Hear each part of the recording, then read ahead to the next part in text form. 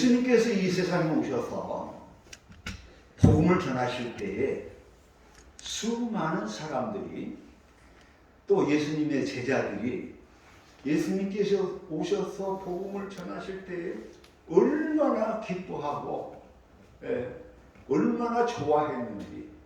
그래서 예수님께서 그들을 부르실 때 내가 너희를 사람을 낳는 어부가 되게 하겠다고 부르실 때에 제자들이 너무 좋아서 배를 버려두고 그물을 버려두고 그 부모를 버려두고 예수님을 쫓아. 그리고 예수님께서 이 세상에서 수많은 기사와 이적과 능력 있는 권세의 하나님의 말씀을 전하실 때에 그 제자들 그리고 수많은 사람들이 예수님의 그 말씀에 매료되고 예수님이야말로 하나님의 아들이다. 예수님이야말로 우리의 구세주다 하고 예수님을 수많은 사람들이 따랐어요. 그런데 예수님께서 어느 날 내가 예루살렘으로 들어가겠다. 내가 예루살렘에 들어가서 저들에게 붙잡혀서 죽임을 당할 것이다 라고 말하니까 첫째 베드로부터 시작해가지고 아니 이게 무슨 말씀입니까? 우리가 예수님이 메시아인 걸로 알고 예수님을 이렇게 따랐는데 예수님께서 예루살렘에 가셔서 붙잡혀 죽으신다는 이게 무슨 청천벽력 같은 소리입니까? 절대로 안 됩니다. 베드로가 강합니다. 절대로 그렇게 할 수 없습니다. 그러니까 예수님한테 크게 혼나죠. 사탄아 내 뒤로 물러가라. 그리고 예수님께서 이제 예루살렘에 들어가시는 거예요. 앞서 말씀을 드린 것처럼 예수님의 전반적인 생애 가운데 3분의 1이 이 예수님께서 예루살렘에 들어가셔서 당하신 일들을 기록한 거예요. 그러니까 오늘 우리가 신앙생활하면서 예수님의 고난이 얼마나 소중한 것인가를 우리는 깨달아야 됩니다. 그리고 예수님께서 십자가에 못 박혀 죽으셨다는 이것이 얼마나 큰 일인가. 이것이 얼마나 우리의 인생에, 우리의 삶에, 우리의 신앙에 얼마나 소중한 일이고 이것이야말로 우리의 구원을 이루는 것이라는 것을 우리가 깨달아야 합니다. 예수님께서 결국은 예루살렘에 들어가셔서 이 대제사장들 또 장로들의 의무에 빠져가지고 결국은 이제 골고다 언덕길 그 십자가에서 못 박혀 죽으십니다. 이 참 제자들의 입장에서 예수님은 하나님의 아들인 것으로 알고 믿고 따랐고 예수님이야말로 참 메시아라고 믿고 따랐는데 예수님께서 예루살렘에 들어가신 지 일주일 만에 처참하게 십자가에 못 박혀 죽으신 거예요. 이 죽음을 보고 제자들은 처음에는 너무 놀랐어요. 그 두려움에 사로잡혔죠. 그래서 제자들도 뻣뻣이 흩어져 버렸습니다. 다 도망가 버렸어요. 그런데 도대체 이해를 할 수 없는 거예요. 왜 예수님이 이 십자가에 못 박혀 죽으셔야 했는가? 하나님의 아들이고 우리의 메시아인데, 메시아는 다시 말하면 구세주인데 우리를 구원하실 분인데 이분이 그냥 일주일 만에 예루살렘에 들어가셔서 십자가에 못 박혀 죽으시니 도대체 이게 무슨 일이냐?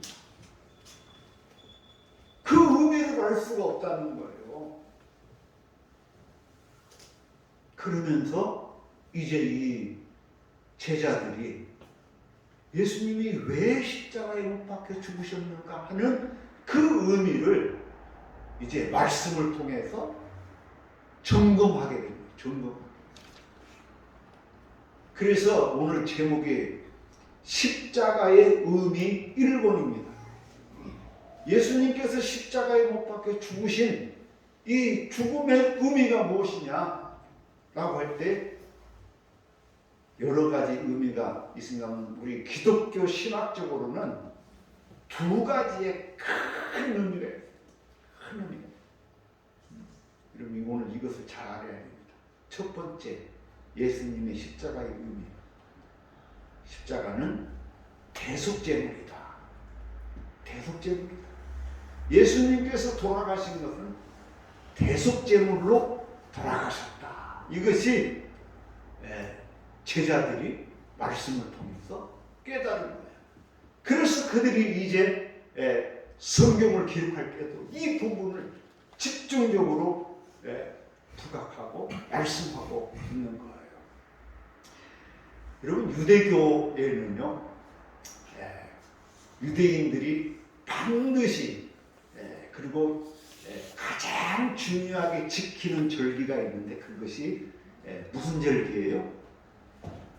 유대인 하면은 여러분 기억나는 게 있죠. 무슨 절기예요? 6월절. 그래서 이들은 지금도 6월절을 지켜요. 근데 6월절이 왜 중요합니까? 6월절은 이스라엘 백성들이 이집트에서 400년 동안 400년이라는 건 여러분 헤아릴 수 있습니까? 그 긴 세월을 노예로 종살이 할 때에 너무너무 힘들고 어려워서 하나님 앞에 부르짖을 때 하나님께서 그들의 눈물의 그 기도를 들으신 거예요. 그래서 이제 하나님께서 이들을 이 이집트 노예 종살이하던 땅에서 이제 그 자유의 땅, 회복의 땅, 가나안 약속의 땅, 가나안 땅으로 이끌어내시잖아요.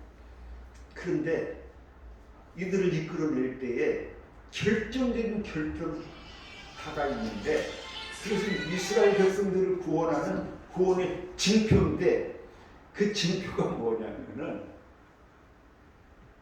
6월절의 피예요.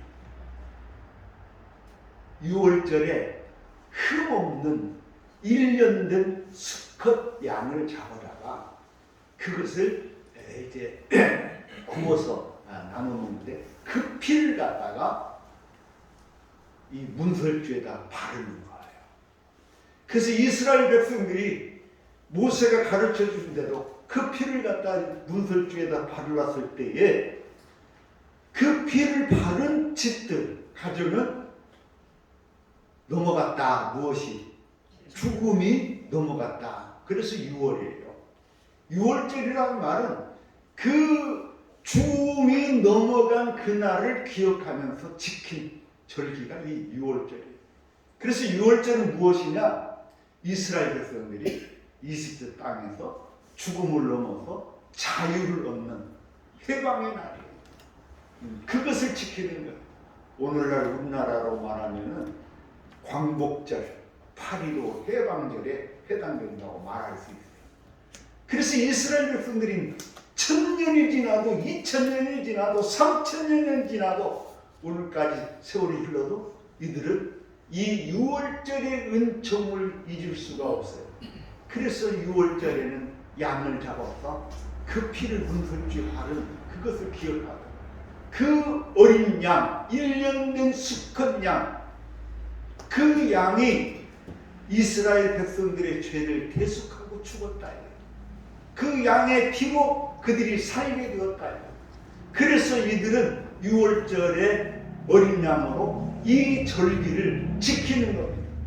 예수 그리스도의 죽음이 무엇이냐? 예수 그리스도의 죽음은 바로 이 6월절의 희생양이다.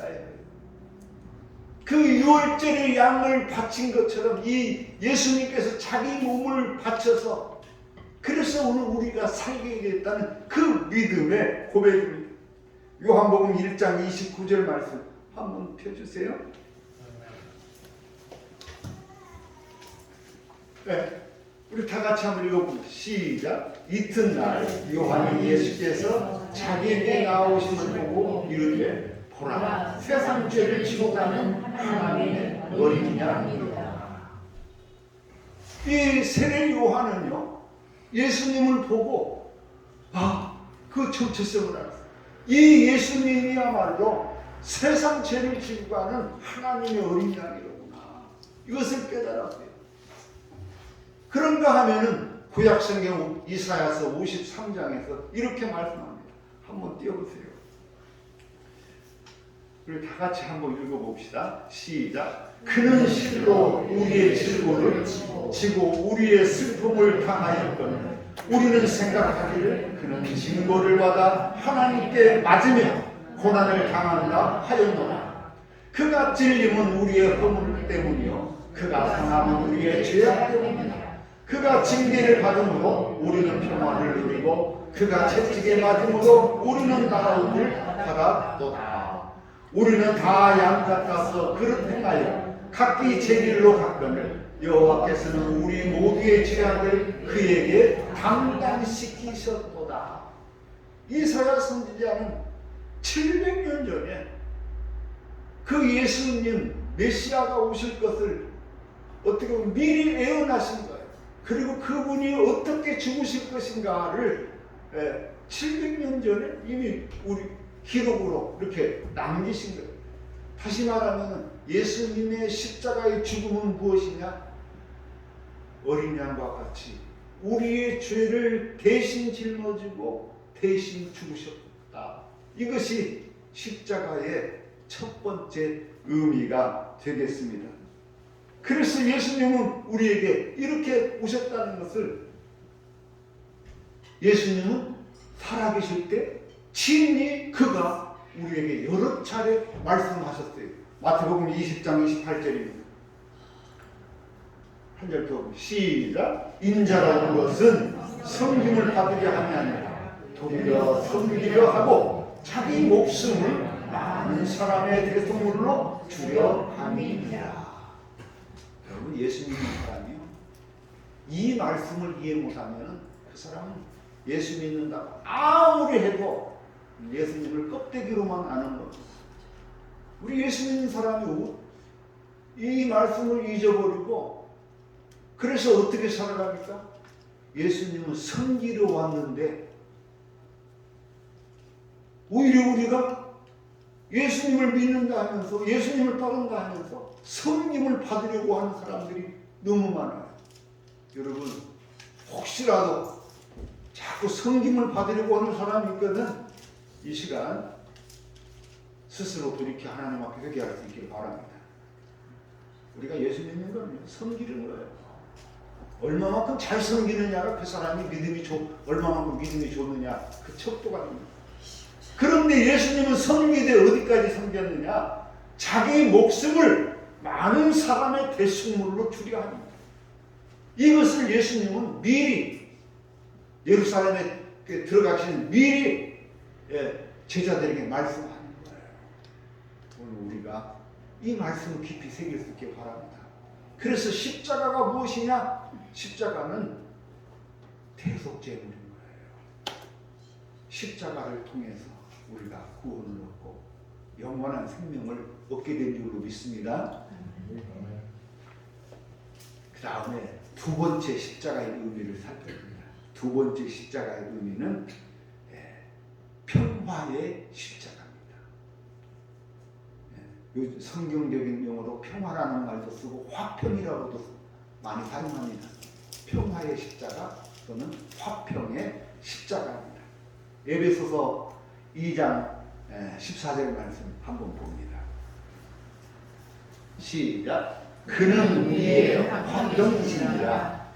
둘로 하나를 만드사 원수된 것 곧 중간에 막힌 담을 자기 육체로 하시고. 그러니까 예수님은 우리의 화평이 평화예요. 그래서 막힌 담을 뭘로 하셨는데 육체로 하셨는데 그 육체가 십자가예요. 예수님께서 십자가를 지심으로 십자가로 죽으심으로 우리에게 어떤 사건이 일어나냐? 왜냐하면 첫째는 하나님과의 막힌 담이 헐리는 거예요. 할렐루야. 우리가 죄인의 모습으로 죄인으로 하나님께 우리는 나갈 수가 없습니다. 그런데 우리가 하나님께 나아가는 그 길을 여셨는데 그것이 바로 십자가의 사건이에요. 이 십자가의 사건을 통해서 우리로 하여금 하나님께 나아가는 그 길이 열렸어요.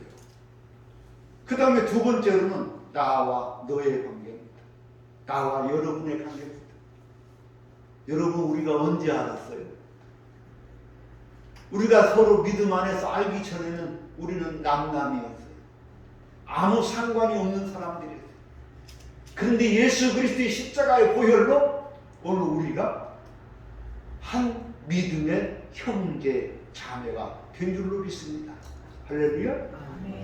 이게 십자가의 의미입니다. 십자가는 우리를 화평케 하는 거예요.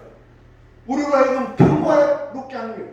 그래서 우리 앞에 그전에는 율법의 장막이, 율법의 담이 너무 크게 쳐져 있었어요. 우리가 하나님께 나아갈 수도 없었고 내가 여러분에게 나아갈 수도 없었습니다. 그런데 그 장막을 무엇으로 하셨느냐? 예수님께서 십자가를 지심으로 이 장막이 다 허물어지고 사라지게 되거든요.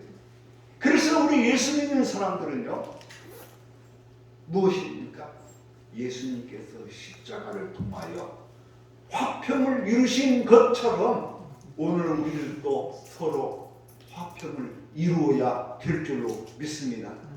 그래서 우리는 믿음 안에서 한 형제 자매가 되는 거예요. 여러분, 성령의 열매 중에서 화평은 성령의 열매 중에 하나입니다. 이 말은 예수 그리스도의 영이 우리에게 무엇을 말씀하고 있느냐? 평화를 얘기하는 거예요. 화평을 얘기하는 거예요. 갈라디아서 5장 22절 말씀 우리 한번 봅니다. 오직 성령의 열매는 사랑과 희락과 화평과 오래 참음과 자비와 양선과 충성과 온유와 절제니. 이 주님 화평입니다. 근데 이 화평이 예수님께서 가르치신 산상보험 말씀, 여러분 예수님의 가르치신 중에서 어떻게 보면 핵심과 같은 게 뭐예요? 이 산상보험 말씀이에요. 마태복음 5장에서부터 이어진 마태복음 5장 9절 말씀에 말씀합니다. 화평하게 하는 사람. 자, 다 같이 화평하게 하는 자는 복이 있나니 그들이 하나님의 아들이라 일컬음을 받을 것이지요. 아멘. 화평을 이루는 사람들, 평화를 위해서 일하는 사람들, 그런가 보다 했는데 성경은 어떻게 말하느냐? 그 사람이 하나님의 아들이라 일컬음을 받는다는 거예요. 오늘 우리가 그 주님의 은혜로 평화를 이루는 자가 되고 하나님의 아들이라 일컬음 받는 자가 되는 줄로 믿습니다. 그래서 기독교 신앙에 큰 줄기, 십자가의 의미에 큰 두 가지 줄기가 있는데, 하나는 이 십자가의 의미가 첫째는 대속제물로 죽으신 의미입니다. 예수님께서 그냥 그저 힘없어서 그 로마의 그 힘이 없어서 그냥 붙잡혀 죽으신 것이 아니라 예수님께서 그 십자가의 죽으심으로 우리의 죄를 대신 지시고 우리를 살게 하셨다는 그 대속죄의 의미입니다.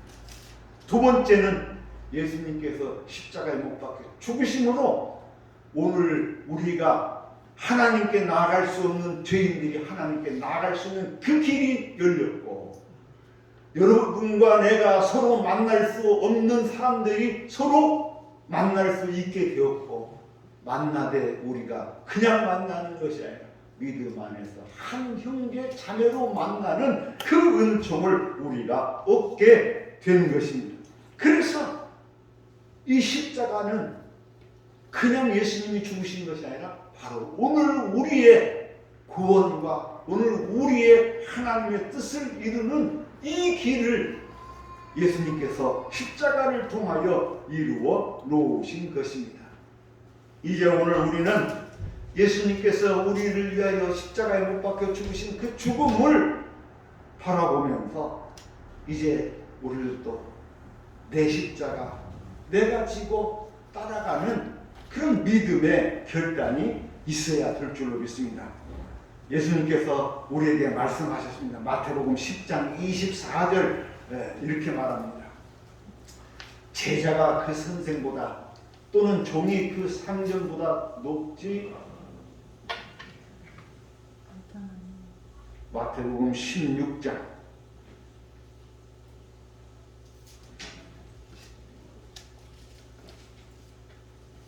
마태복음 16장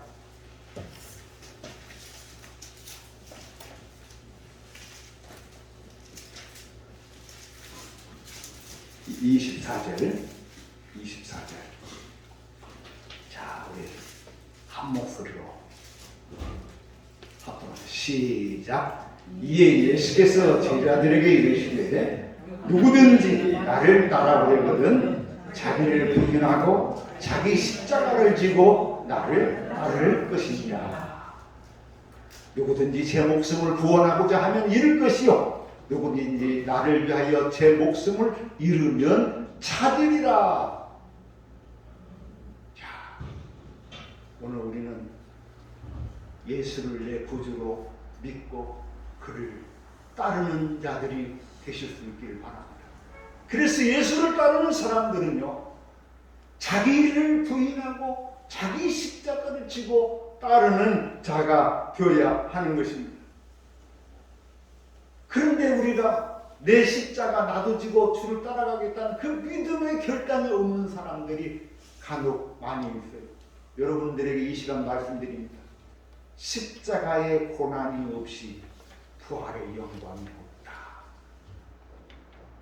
여러분, 부활의 영광에 참여하기를 소망하십니까? 십자가의 고난을 손수 짊어지고 주님을 따르는 자들이 되실 수 있기를 바랍니다. 그래서 오늘 우리는요, 예수님께서 우리에게 말씀하신 것처럼 너희들이 누구든지 나를 따르려거든 자기 십자가를 지고 나를 따르라 하셨어요. 근데 우리가 이 믿음의 생활을 하면서 보면은 참 여러 가지 걸림돌이 참 징그럽게도 많아요.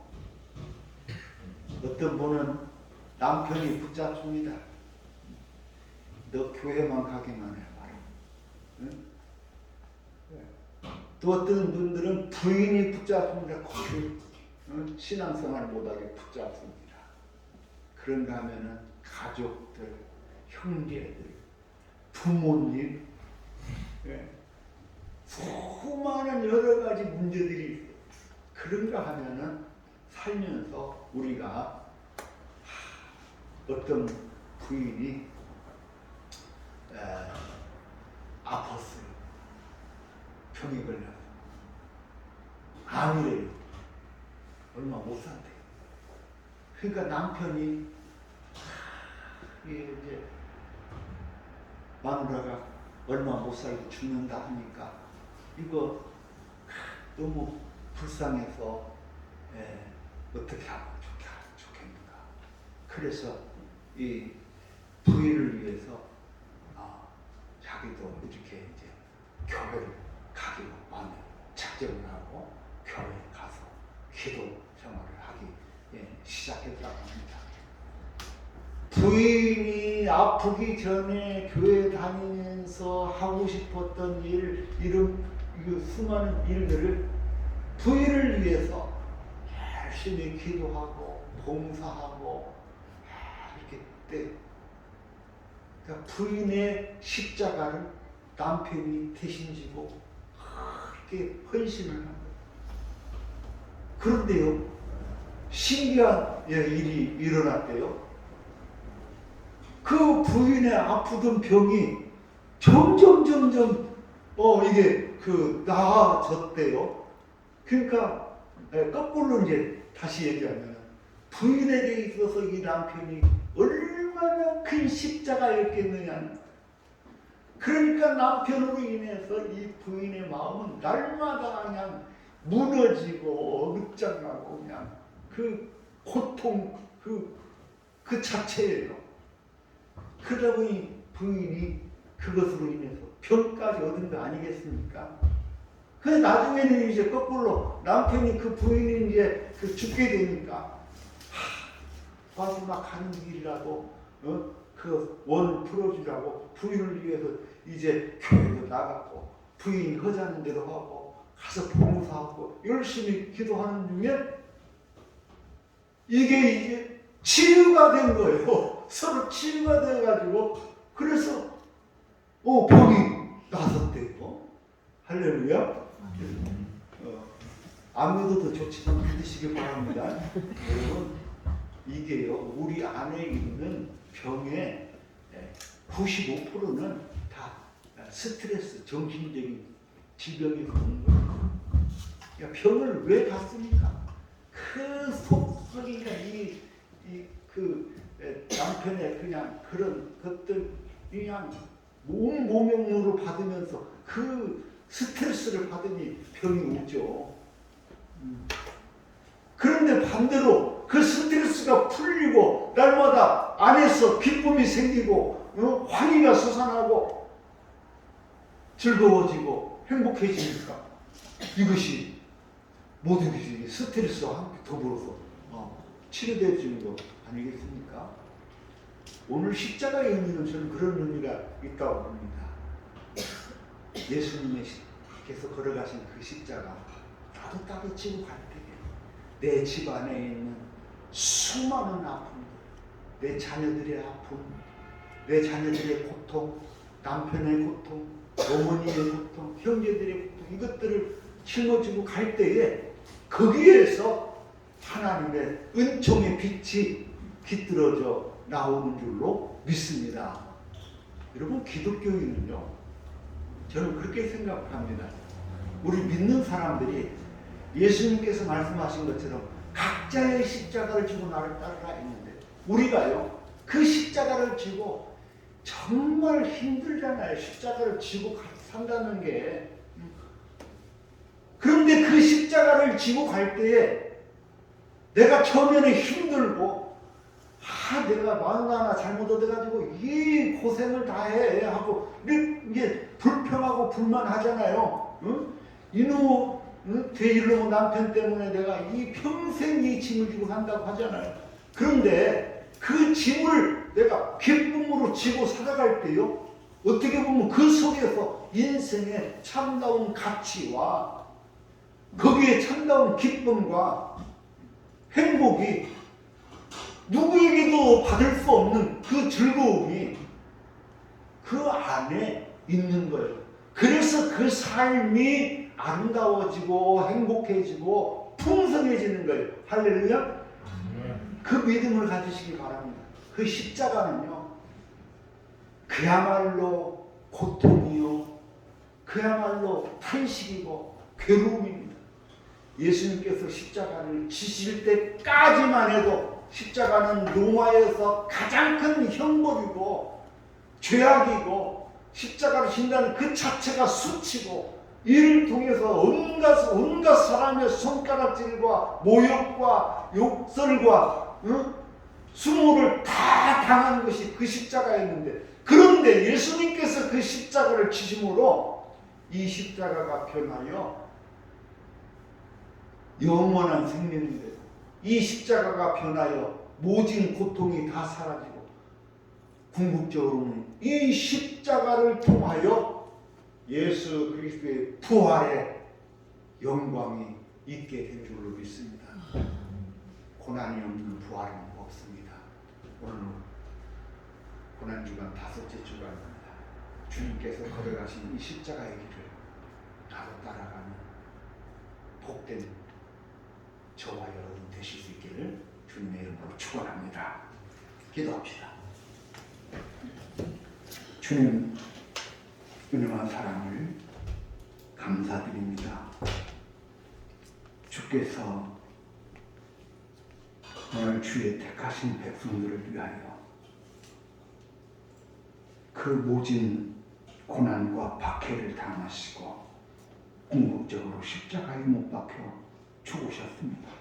그 죽음을 통하여 오늘 우리의 죄가 속량되어지고 우리가 하나님께 나아갈 수 있는 그 믿음의 길이 열리게 되고 원수되었던 우리가 서로 만나 함께 하나님의 백성으로서의 즐거움에 참여할 수 있게 하시니 감사합니다. 오늘 우리에게 이 귀한 믿음을 주옵소서. 나를 따라오려거든 나를 부인하고 내 십자가를 지고 따르라 하신 그 주님의 말씀을 마음에 새기고 나아가는 십자가의 용사들이 다 되게 하여 주옵소서. 예수님 이름으로 기도하옵나이다. 아멘.